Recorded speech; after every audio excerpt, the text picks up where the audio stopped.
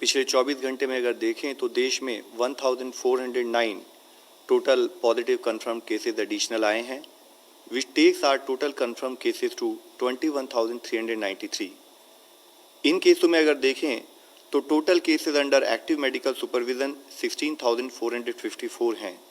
एक positive news के रूप में मैं आप लोगों की दृष्टि में लाना चाहूँगा कि अब तक टोटल 4,257 लोग क्योर हो चुके हैं।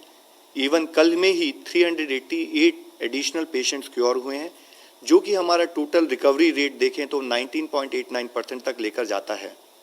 इसके साथ ही पिछले 28 जिलों में, जैसे कि इससे पहले हम आप लोगों की दृष्टि में लाए हैं, 4 जिले थे जहां पर कोई केस नहीं आए थे, अब वह संख्या बढ़कर 12 हो चुकी है।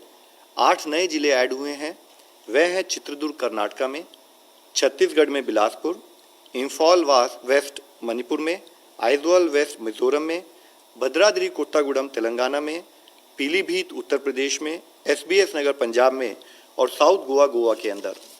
इसके साथ ही देश में 78 ऐसे डिस्ट्रिक्ट्स हैं जहां पर पिछले 14 दिनों से कोई केस नहीं आया है। हमें हर संभव मिलकर यही कोशिश करनी है कि ऐसे जिलों की संख्या निरंतर बढ़ती रहे। इस स्थिति के अंदर देखें तो 33 नए जिले ऐड हुए हैं, जो कि 9 स्टेट में ऐड हुए हैं जहां पर कि पिछले 14 दिनों से कोई केस नहीं आया है। साथ ही माननीय राष्ट्रपति जी ने कल एक ऑर्डिनेंस जारी किया, जिसके तहत एपिडेमिक डिजीज एक्ट 1897 को अमेंड किया गया है। इस ऑर्डिनेंस को कहा है एपिडेमिक डिजीज अमेंडमेंट ऑर्डिनेंस 2020। इसके अनुसार कोई भी व्यक्ति हेल्थ केयर सर्विस प्रोफेशनल के अगेंस्ट वायलेंस के किसी भी एक्ट में इंडल्ज ना करे या एपिडेमिक के दौरान किसी भी प्रॉपर्टी को कोई भी लॉस या नुकसान ना पहुंचाए।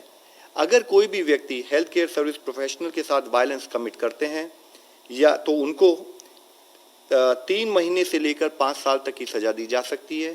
साथ ही 50,000 रुपये से लेकर 2 लाख रुपए तक का फाइन भी उनके ऊपर लेवी किया जा सकता है। इसके साथ ही अगर कोई किसी हेल्थ प्रोफेशनल को जो कि एपिडेमिक ड्यूटी में लगे हुए हैं, उनके साथ कोई ग्रीवियस हर्ट अगर उनको देते हैं तो उसकी सजा बढ़कर 6 महीने से 7 साल तक हो सकती है और फाइन भी 1 लाख रुपए से 5 लाख रुपए तक उस पर लगाया जा सकता है। इस एक्ट के तहत किया हुआ कोई भी ऑफेंस कॉग्नाइजेबल है और नॉन बेलेबल रहेगा।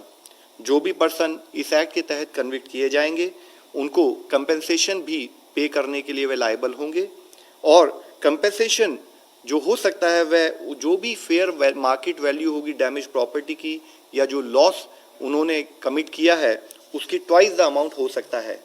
मेरी आप सब लोगों से यही विनती है कि हमारे जितने भी कोविड योद्धा हैं हमें उनका सपोर्ट लेना है।